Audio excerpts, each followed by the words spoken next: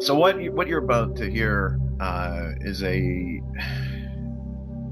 me taking a bit of a different approach to how I was going to introduce these movies. So what you're getting is a very very raw, very very trimmed down impression of how I ended up seeing this movie, which is Is this probably part of the review? yeah. Why not? Sure. I'm going to Okay, tack sorry, I a didn't mean to interrupt. preamble onto it because because it's just not going to be like a lot of, I guess, some of the other stuff I've written. It's going to sound a bit weird because this is a fucking Hal Ashby movie, and this is a bit weird and serious. But this is the impression that I was left with watching the movie. So, uh, war is the ultimate game because war is at last a forcing of the unity of existence. War is God. That's from Cormac McCarthy in Blood Meridian. As I grow older, and the people I've come to know in my life circle me in ever expanding orbits, drifting away from me across the gulf of time, I have come to realize only one kind of comradeship really matters and is ultimately what I miss. The people you can call at 3 a.m. who will never question your need to pick up the phone at that hour, for whatever nebulous existential terror takes hold of you and drives you to the airwaves in the first place. These are the comradeships born of fire and calamity, the war buddies. I used to call meetings with certain friends drinks at the Legion. The truth is only veterans truly understand other veterans. This is why the Legion halls are packed every day with damaged men seeking comfort in each other's shared wounds. You notice quickly bellying up to the bar that some can talk about nothing but their wars, like a release valve pops open as soon as they are in the right company. Others will never say a word about it, but remain needful of the presence of their peers. Shared experiences of terror, of vulnerability, of the breakdown and rebuilding of the self. These can become the forges in which people become bound for life. For those of us who lacked a great war, a place we arrived as but children, emerging from the other side reborn out of fire, we had crucibles at home in our upbringings, where the same process happens among a circle of friends, a destruction birth, shared first experiences, and this immediate and unimaginable intimacy, a fearlessness about being vulnerable in front of someone. There is a sense of tradition in our culture. We mythologize these experiences which build our 3 a.m. phone call friendships. It is precisely these traditions that Mule and Badusky are trying to ensure is carried on in the life of the doomed prisoner Meadows. We see a man-child, not old enough to have had his first drink, not yet experienced with women. Meadows has yet to have his rebirth, yet to go through his trial by fire, and due to his pending prison sentence, he may never get to have those formative experiences. So we see Badusky and Mule react to the injustice of this prison sentence and try and make things right by becoming the future 3 a.m. phone call friends Meadows needs. They usher him through the rituals. The whole thing got me thinking over and over again about my distant Legion friends, the people I'm bound to by tribulation, if not by choice, and how in many ways having people like that, people who'd never consider judging you for dialing their number at 3 a.m. after a decade of silence, those are the people you find yourself needing more and more. It got me thinking a lot about who I might call at 3 a.m. It got me missing a father or the various father stand-ins I had over the years. It gave me this fear I may not have a number to dial. I wouldn't want to be Meadows hitting 40 without one of these guys to lean on, but I worry that I am. I worry I've lost the friends I made in war, the friends that matter. And that's for a Hal Ashby movie, apparently. So I don't know what's wrong with me. Thanks, Dave. There's nothing wrong with you. You just need a friend at 3 o'clock in the morning. It's all this fucking and this is the thing, and this is what I think is fascinates me about Hal Ashby and about this movie in particular, is that everything that touched me about it was everything about the way that I really saw these guys as trying to give Meadows a gift of comradeship and a gift of these memories and these things that he should have had as a man going off into the Navy and was being denied. And I don't know, that touched weird fucking things in me, I guess. And you related to Meadows? Yeah, I guess. I mean, to a certain extent, sure, but I mean, it just comes down to understanding that that we desire these rituals for good reason. You know, we have these and we don't have good places to exercise them anymore. You know, we don't. We frown upon the manhood ritual, and we don't send boys off into the woods to fucking wrestle bears or any shit like that anymore, and we don't have anything that would bond people like that, in that kind of intimacy. Right.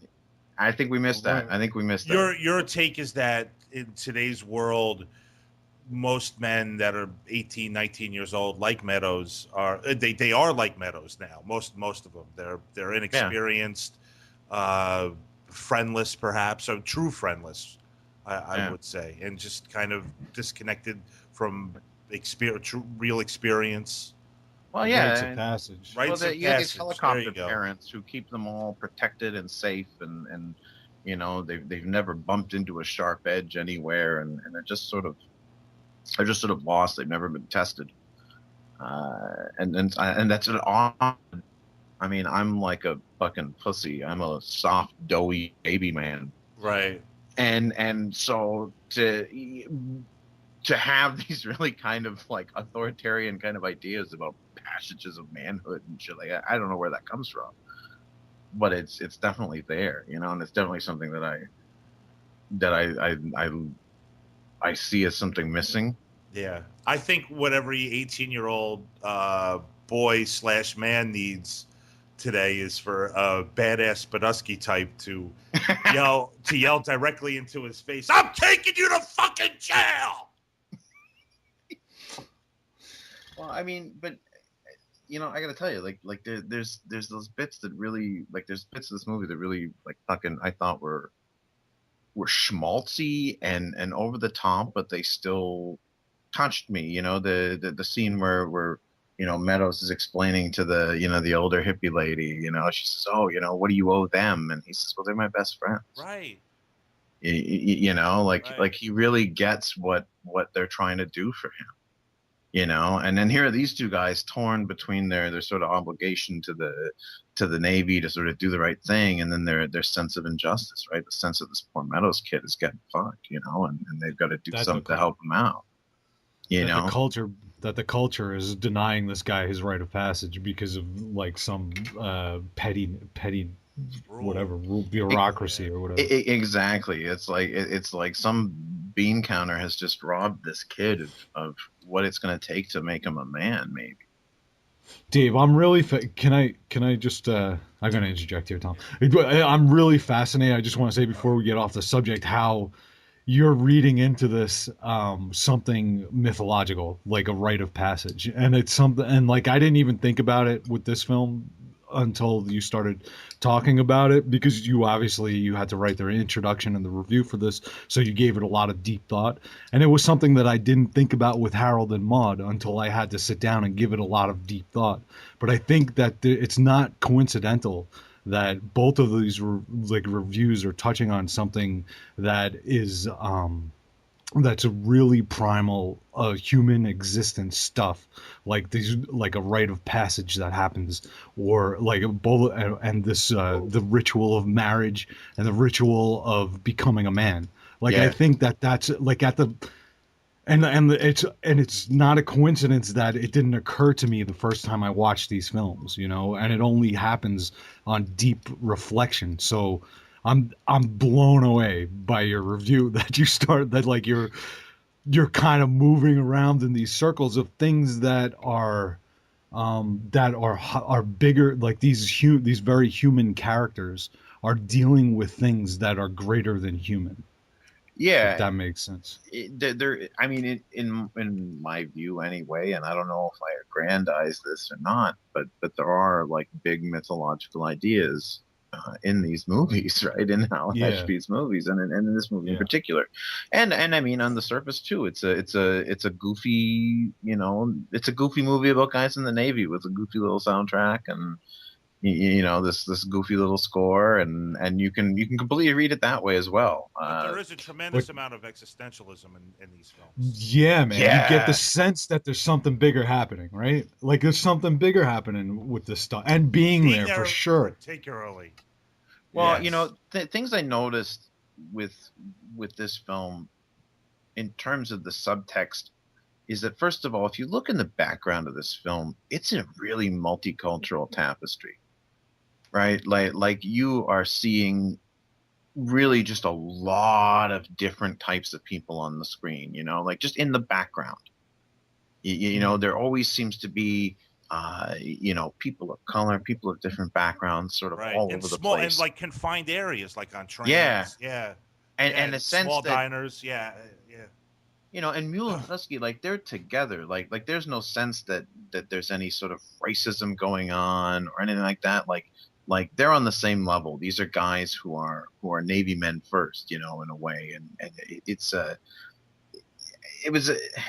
there's just to me a lot going on, a lot happening in the background of this film. These guys are struggling with obedience to authority. They're struggling with, hey, you know what? I don't really like what the Navy's doing here, but the Navy is my living, and the Navy made me something better and made me something more than I was prior, And Jack Nicholson's character is trying to get him to rebel. Yeah, absolutely. And that is a huge part of the rite of passage from of the kid of a boy to a man, Absolutely. And at the that's he's also like Mule is reluctant, like here's a guy who's like, hey, listen, I've found some respectability in working for the Navy, and this is my life, and it's bettered me, don't fuck this up for me, he says, you know what I mean? Yeah. Like he's worried about somebody blowing his ride,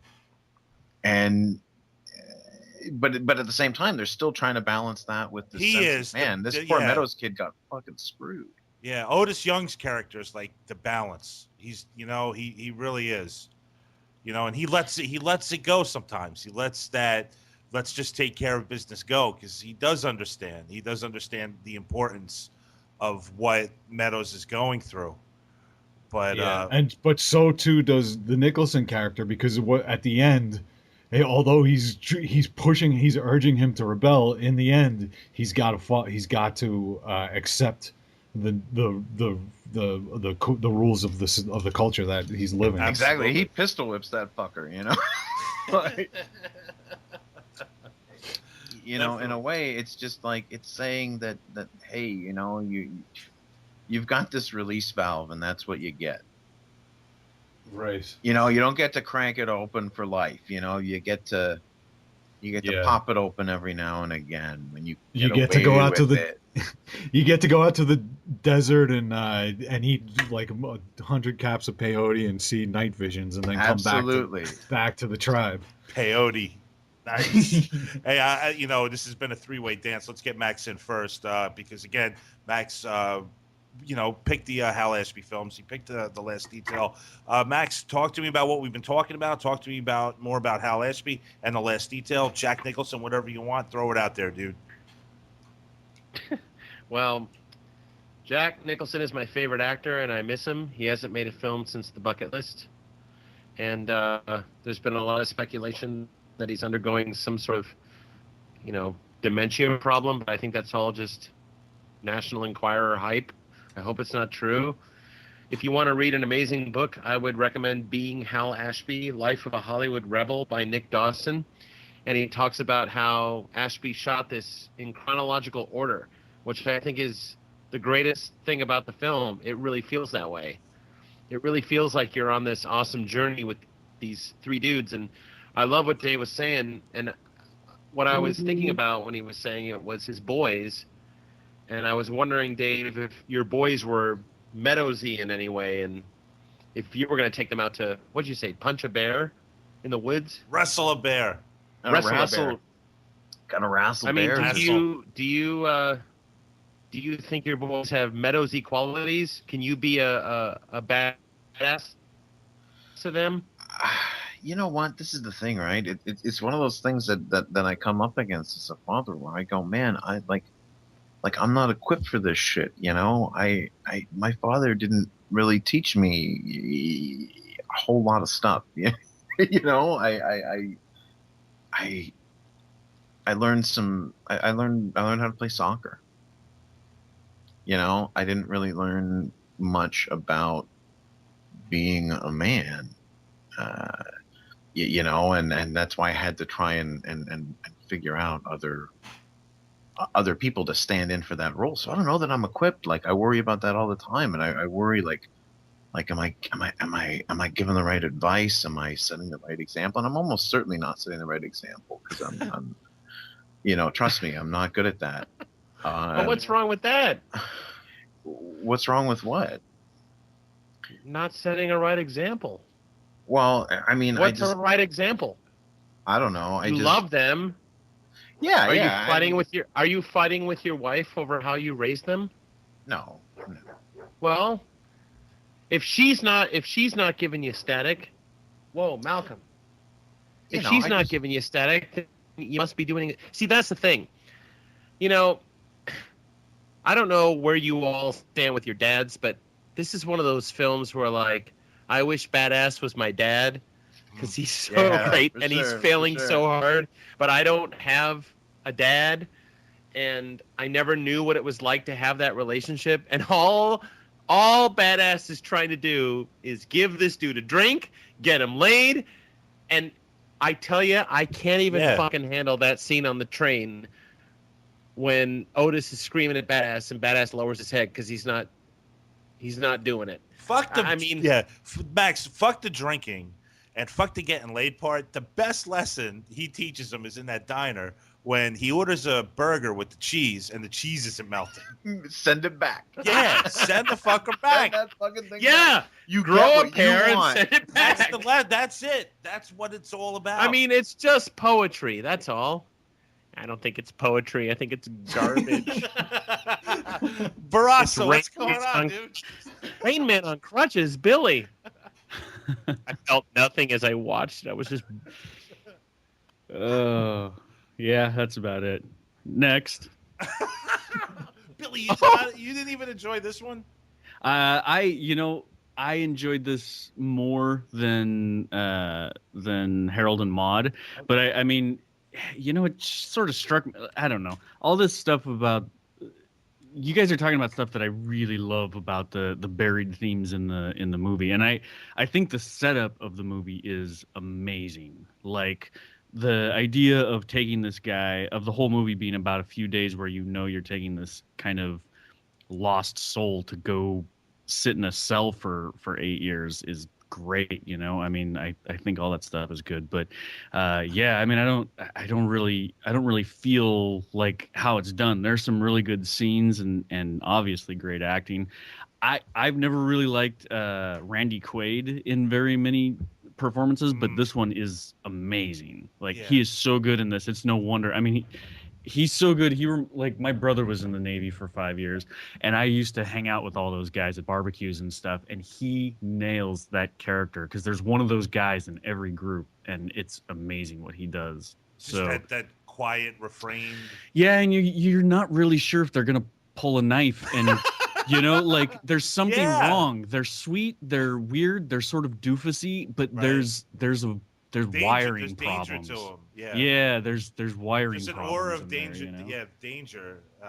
Totally. Yeah, but the thing is, I mean, it's the same. It's kind of the same shit, man. It reminds me of One Flew Over the Cuckoo's Nest, where, you know, one rowdy character gets thrown in to show these guys the time of their life. You know, it's. Can like you do me a favor and not take a shit on One Cuckoo's Flew Over Nest? the Cuckoo's Nest, Billy? I don't think that movie's that good. That's Billy. That's really tough to swallow. You know what? I almost pulled, and I'm not, but I almost pulled a Deliverance and said, "Yeah, hey guys, you know what? I gotta go."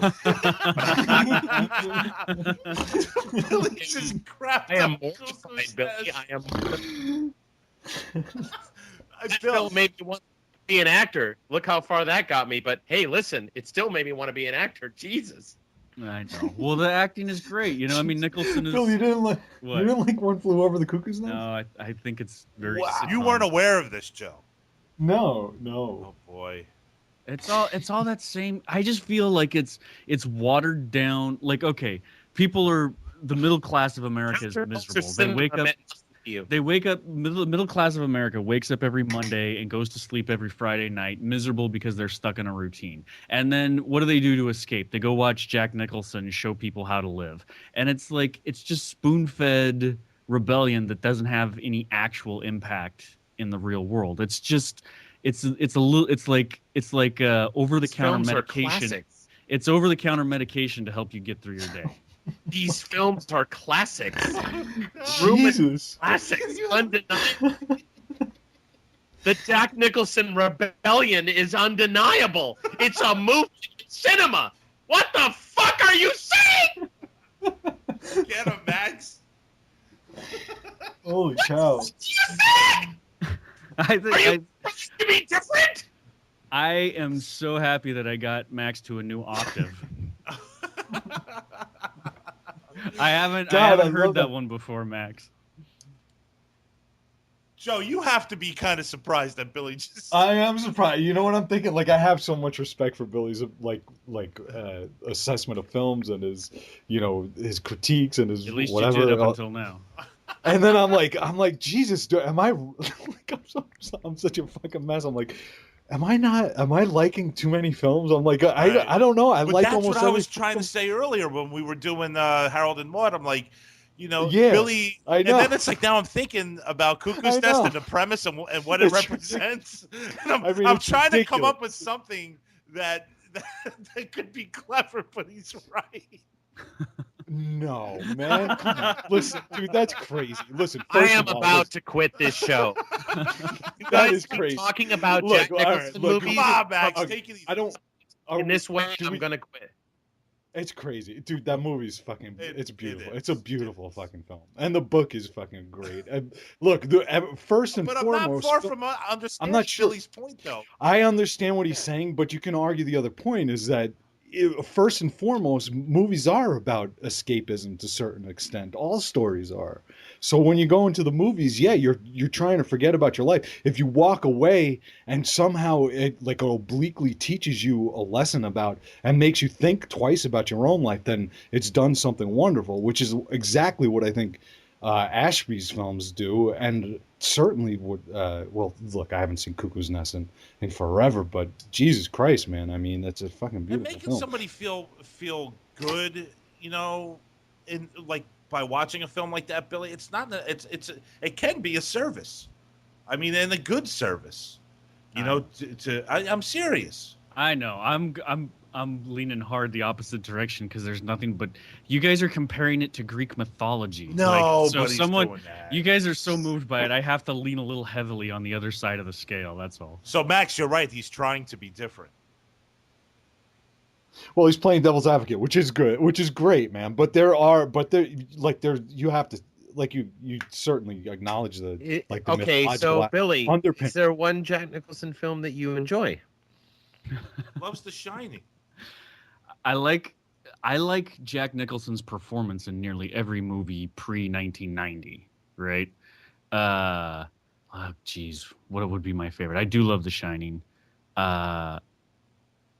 I know you don't like Easy Rider. I know you don't like Five Easy Pieces. You don't even like the stuff he did with Sean Penn after 1990, like The Pledge and The Crossing Guard? He's amazing in The Pledge. Yeah. Like, it's not a great movie. It's a pretty bad movie, but his performance is amazing. Yeah, absolutely. He's Chinatown. I fucking love Chinatown. I actually think Okay. that he's great in The Departed. I think let's see what else. I've never seen Easy Rider actually. What about Prizzi's Honor? I haven't You seen wouldn't that. like Easy Rider, Billy. Believe me. Really too hippie. It's dippy? about hippies and freedom and rock and and all that stuff. I'm and afraid. motorcycles and drugs. See, now here's my question: Is it the artist's fault that people consume this media and then don't leave the theater and hoist the Jolly Roger and start slitting throats? Or What the fuck does that mean? I know No. I know what you're getting at. No, and that's not my point. I think that my point is that I feel like I feel like the filmmakers are sort of selling a watered down version of rebellious sentiment. Does that make sense, Dave? Yeah, no, it makes sense. It's You know what? This is the cuckoo's nest. I'm just This like show. I get where you're coming from, Billy, because I'm disappointed too. Like sometimes I just you're waiting for that moment where people are just gonna say, you know what, fuck it, that's it. You know, I just watched this and I'm gonna march out of here and I'm mad as hell and I'm not gonna take it anymore and I'm gonna, we're gonna fucking burn this mother down. Well, see, there's one, the mad as hell, and I'm not going to take it anymore.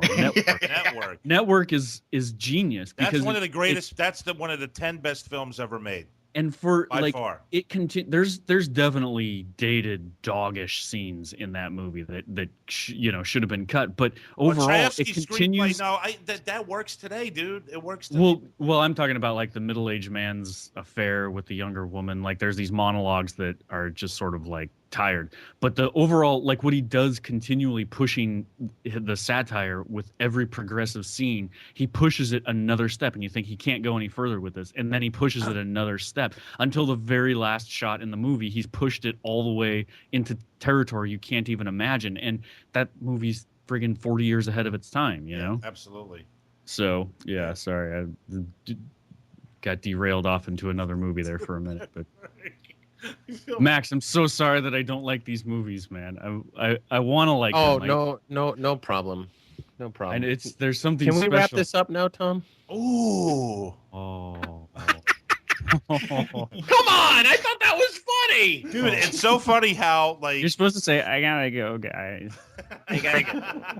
Max doesn't like 12 Years a Slave. I'm out. Listen, we're doing people a service by offering varied opinions on people's work. So absolutely, it drives me crazy when people just polish.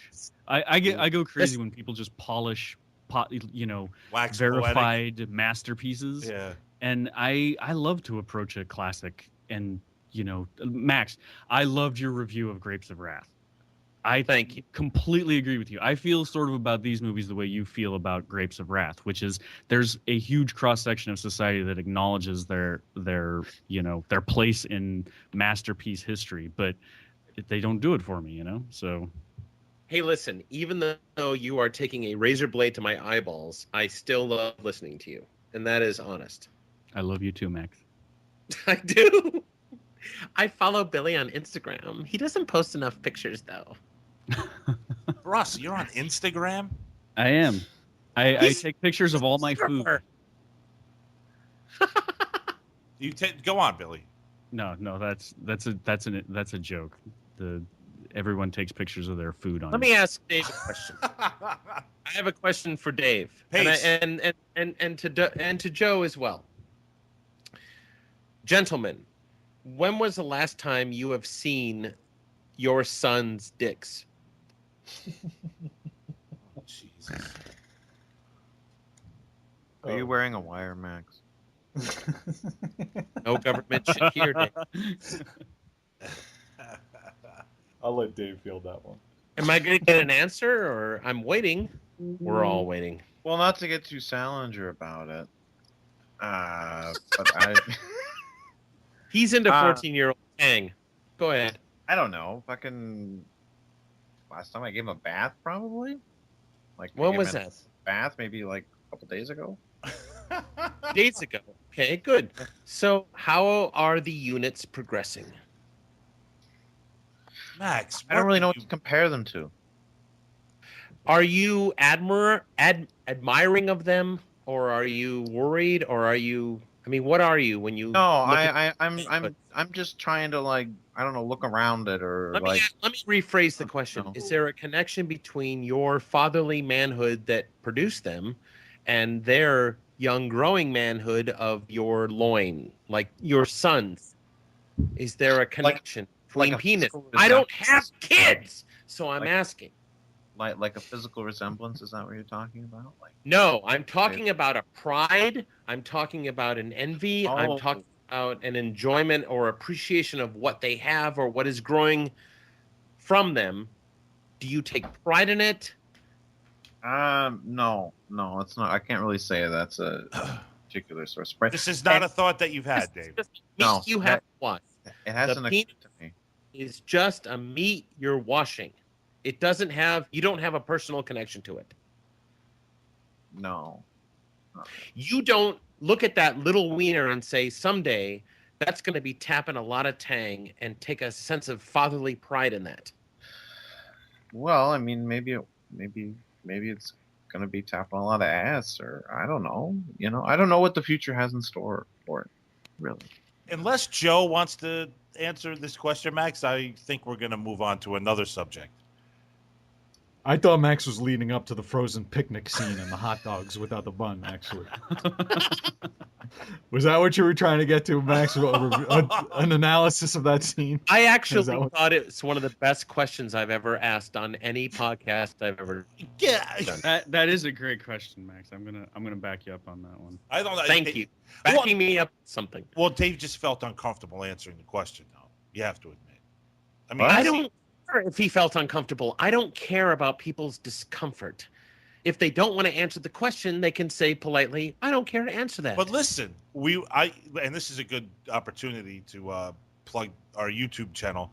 But on our YouTube channel, somebody on the Tin Drum. Speaking of kid dicks, somebody check out our YouTube channel. It's full of them. But somebody commented they accused us of being pedophiles.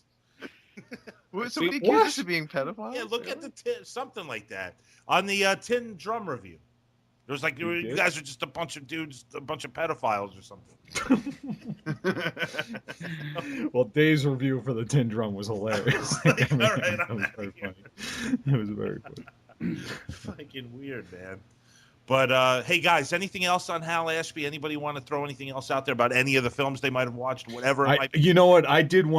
I wanted to talk about the ending of this film, the last detail, but it's definitely a spoiler here because I just had a question about it. I wanted to ask you guys a question actually. So it's a spoiler to anybody who's listening. It's the end of the film. So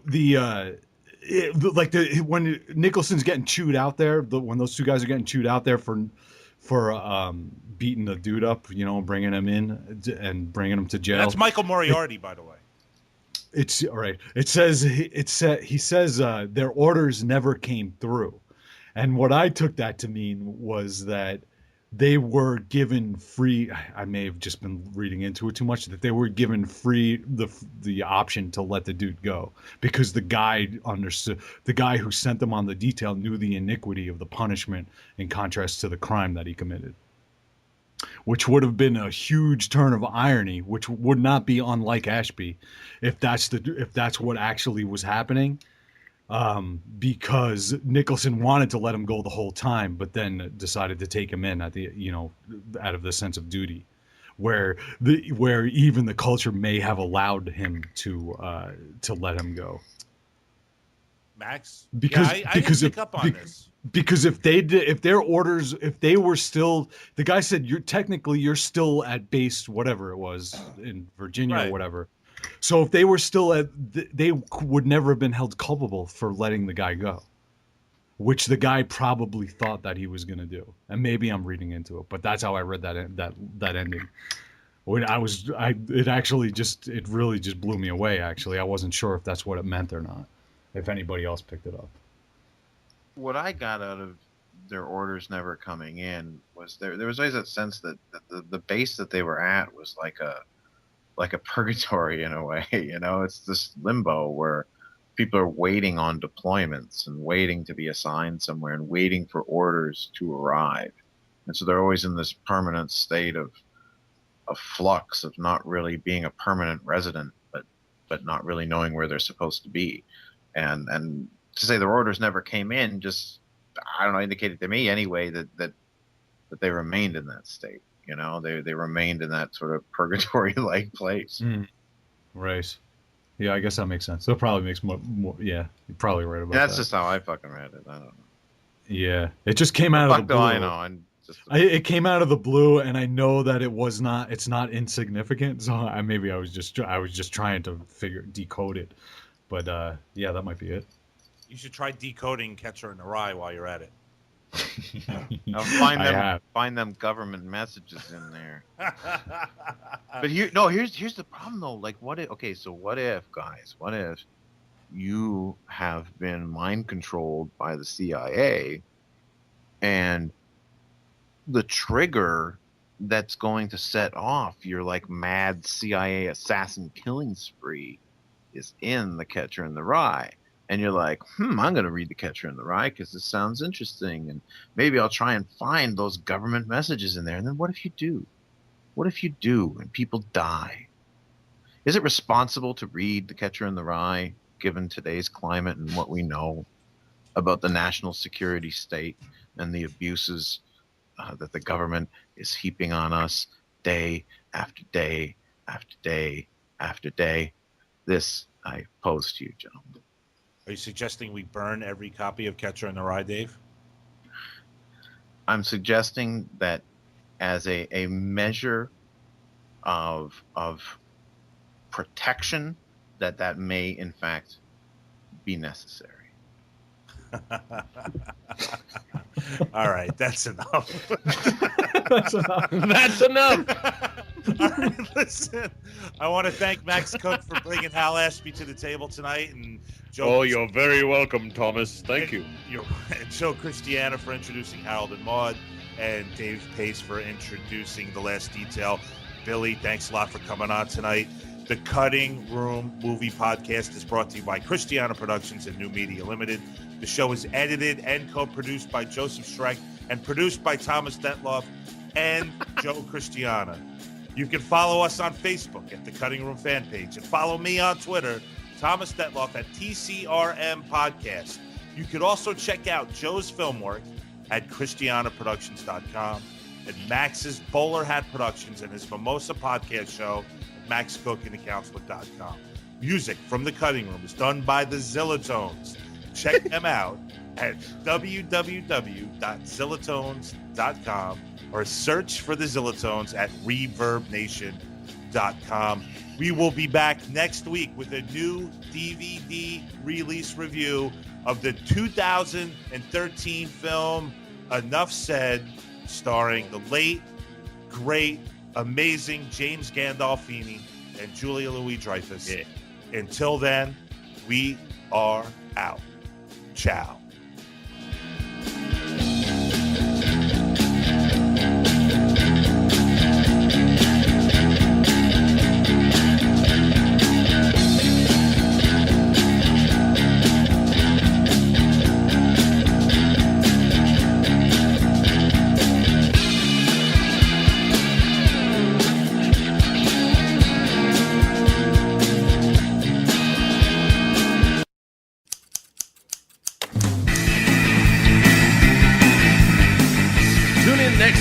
Satisfy more of your strange desires. The Cutting Room Movie Podcast. We do chicken right.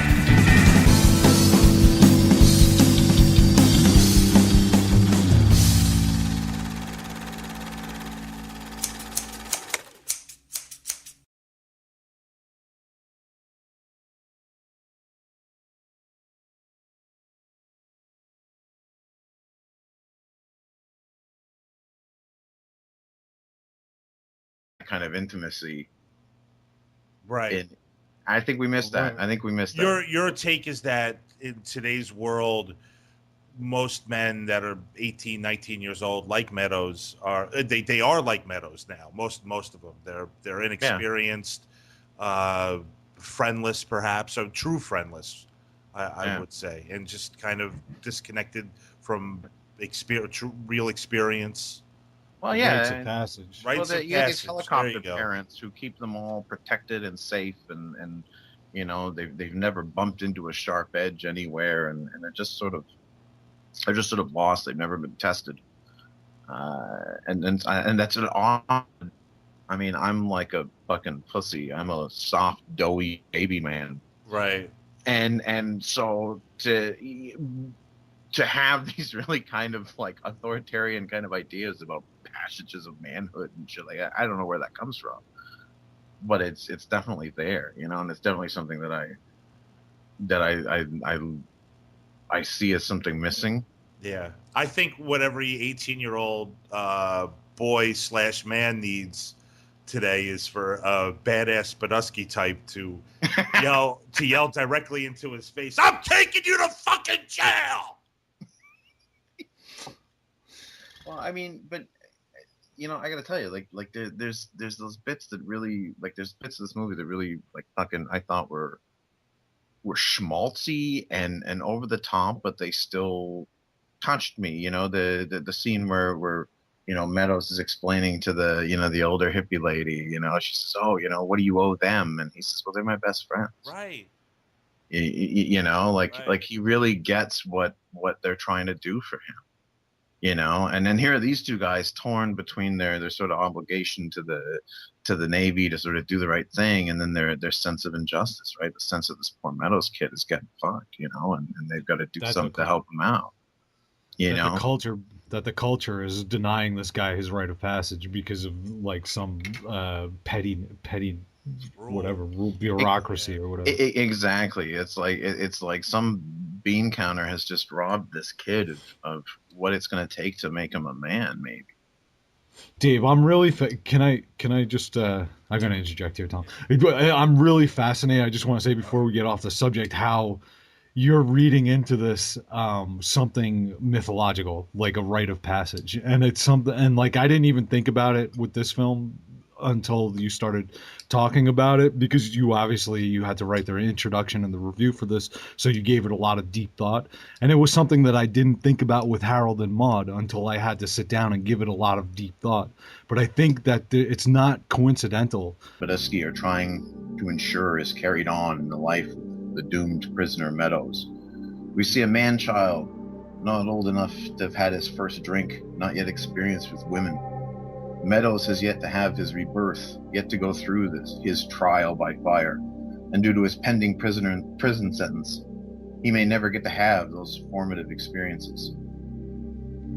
So we see Badusky and Mule react to the injustice of this prison sentence and try and make things right by becoming the future 3 a.m. phone call friends Meadows needs. They usher him through the rituals. The whole thing got me thinking over and over again about my distant legion friends, the people I'm bound to by tribulation if not by choice, and how in many ways having people like that, people who'd never consider judging you for dialing their number at 3 a.m. after a decade of silence, those are the people you find yourself needing more and more. It got me thinking a lot about who I might call at 3 a.m. It got me missing a father or the various father stand-ins I had over the years. It gave me this fear I may not have a number to dial. I wouldn't want to be Meadows hitting 40 without one of these guys to lean on, but I worry that I am. I worry I've lost the friends I made in war, the friends that matter. And that's for a Hal Ashby movie, apparently. So I don't know what's wrong with me. Thanks, Dave. There's nothing wrong with you. You just need a friend at 3 o'clock in the morning. It's all this fucking and this is the thing, and this is what I think fascinates me about Hal Ashby and about this movie in particular, is that everything that touched me about it was everything about the way that I really saw these guys as trying to give Meadows a gift of comradeship and a gift of these memories and these things that he should have had as a man going off into the Navy and was being denied, and I don't know, that touched weird fucking things in me, I guess. And you related to Meadows? Yeah, I guess. I mean, to a certain extent, sure, but I mean, it just comes down to understanding that that we desire these rituals for good reason. We have these and we don't have good places to exercise them anymore. We don't we frown upon the manhood ritual, and we don't send boys off into the woods to fucking wrestle bears or any shit like that anymore, and right. we don't have anything that would bond people like that, in that. So what you're about to hear is me taking a bit of a different approach to how I was going to introduce these movies. So what you're getting is a very, very raw, very, very trimmed down impression of how I ended up seeing this movie, which is this part of the review? Yeah. Why not? Sure. I'm going to. Okay, sorry, I didn't mean to interrupt. Preamble onto it because because it's just not going to be like a lot of, I guess, some of the other stuff I've written. It's going to sound a bit weird because this is a fucking Hal Ashby movie, and this is a bit weird and serious. But this is the impression that I was left with watching the movie. So, war is the ultimate game because war is at last a forcing of the unity of existence. War is God. That's from Cormac McCarthy in Blood Meridian. As I grow older, and the people I've come to know in my life circle me in ever-expanding orbits, drifting away from me across the gulf of time, I've come to realize only one kind of comradeship really matters and is ultimately what I miss. The people you can call at 3 a.m. who will never question your need to pick up the phone at that hour, for whatever nebulous existential terror takes hold of you and drives you to the airwaves in the first place. These are the comradeships born of fire and calamity, the war buddies. I used to call meetings with certain friends drinks at the Legion. The truth is only veterans truly understand other veterans. This is why the Legion halls are packed every day with damaged men seeking comfort in each other's shared wounds. You notice quickly bellying up to the bar that some can talk about nothing but their wars, like a release valve pops open as soon as they are in the right company. Others will never say a word about it, but remain needful of the presence of their peers. Shared experiences of terror, of vulnerability, of the breakdown and rebuilding of the self. These can become the forges in which people become bound for life. For those of us who lacked a great war, a place we arrived as but children, emerging from the other side reborn out of fire, we had crucibles at home in our upbringings, where the same process happens among a circle of friends, a destruction birth, shared first experiences, and this immediate and unimaginable intimacy, a fearlessness about being vulnerable in front of someone. There is a sense of tradition in our culture. We mythologize these experiences which build our 3 a.m. phone call chips. It is precisely these traditions that Mule and that's and he's also like, Mule is reluctant, like, here's a guy who's like, hey, listen, I've found some respectability in working for the Navy, and this is my life, and it's bettered me, don't fuck this up for me, he says, you know what I mean? Yeah. Like, he's worried about somebody blowing his ride, and but at the same time they're still trying to balance that with this poor Meadows kid got fucking screwed. Yeah, Otis Young's character is like the balance. He's he really is, and he lets it go sometimes. He lets that let's just take care of business go, because he does understand. He does understand the importance of what Meadows is going through. But but so too does the Nicholson character, because at the end, although he's urging him to rebel, in the end he's got to accept the rules of the culture that he's living. Exactly. Absolutely. He pistol whips that fucker, in a way, it's just like, it's saying that hey, you've got this release valve, and that's what you get. Right. You don't get to crank it open for life. You get to pop it open every now and again when you get to go out to the you get to go out to the desert and eat like 100 caps of peyote and see night visions, and then come back to the tribe. Peyote. Nice. Hey, this has been a three-way dance. Let's get Max in first, because again, Max, picked the Hal Ashby films. He picked The Last Detail. Max, talk to me about what we've been talking about. Talk to me more about Hal Ashby and The Last Detail. Jack Nicholson, whatever you want, throw it out there, dude. Well, Jack Nicholson is my favorite actor, and I miss him. He hasn't made a film since The Bucket List. And there's been a lot of speculation that he's undergoing some sort of, dementia problem, but I think that's all just National Enquirer hype. I hope it's not true. If you want to read an amazing book, I would recommend Being Hal Ashby, Life of a Hollywood Rebel by Nick Dawson. And he talks about how Ashby shot this in chronological order, which I think is the greatest thing about the film. It really feels that way.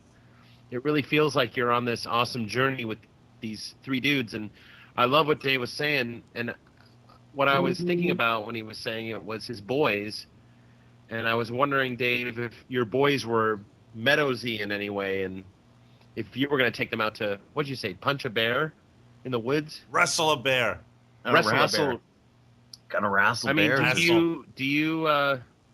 do you think your boys have Meadowsy qualities? Can you? That both of these reviews are touching on something that is that's a really primal human existence stuff, like a rite of passage that happens, or like a bullet, and this the ritual of marriage and the ritual of becoming a man.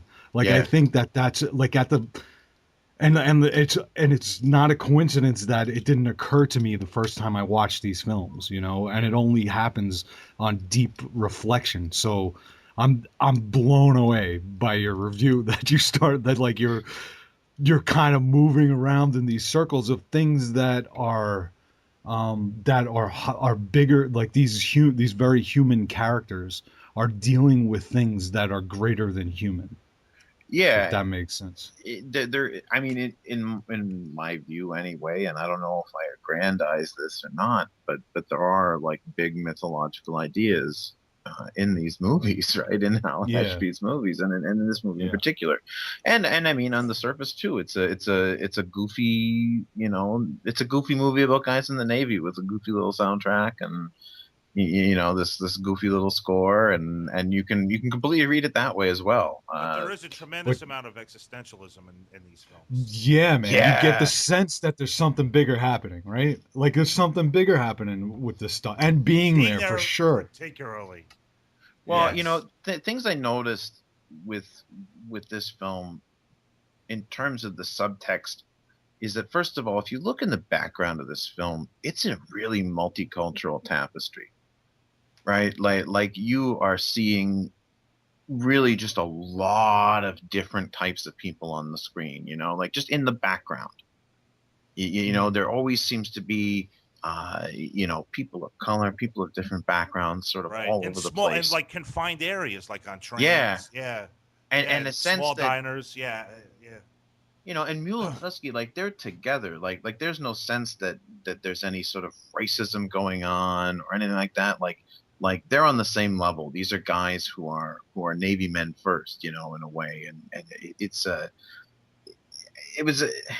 there's just to me a lot going on, a lot happening in the background of this film. These guys are struggling with obedience to authority. They're struggling with, hey, you know what? I don't really like what the Navy's doing here, but the Navy is my living, and the Navy made me something better and made me something more than I was prior, And Jack Nicholson's character is trying to get him to rebel. Yeah, absolutely. And that is a huge part of the rite of passage from of the kid of a boy to a man, Absolutely. And at the